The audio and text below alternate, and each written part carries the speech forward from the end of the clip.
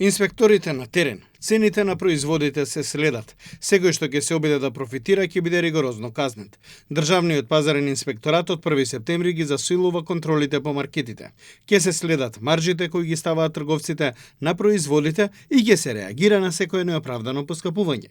Министерот за економија и труд Бесар Дурмиши вели дека инспекциските служби ќе проверуваат детално дали се почитува законот за фер практики со цел заштита на стандардот на граѓаните. Минатиот месец беа направени контролите од Државен пазарен инспекторат, вели кога ви известивме и за цените и за све.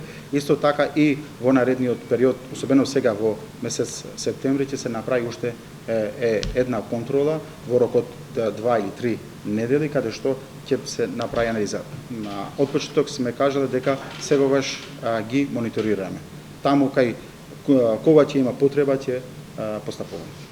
Од економија додаваат дека доколку продолжи трендот на зголемување на цените на нафтата, за очекување е да поскапат производите, но уверуваат дека доколку дојде до таков бран, ќе се преземат дополнителни мерки.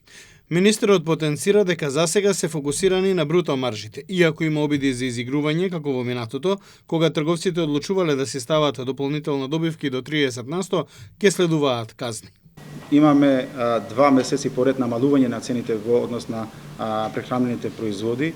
Да, имаше зголемување во делот на транспортот, се најавува дека ќе има зголемување на цената на нафтата, но знаете дека во регионот имаме најевтина цена на нафтата, така да сега за сега стабилна е ситуацијата, ја мониторираме.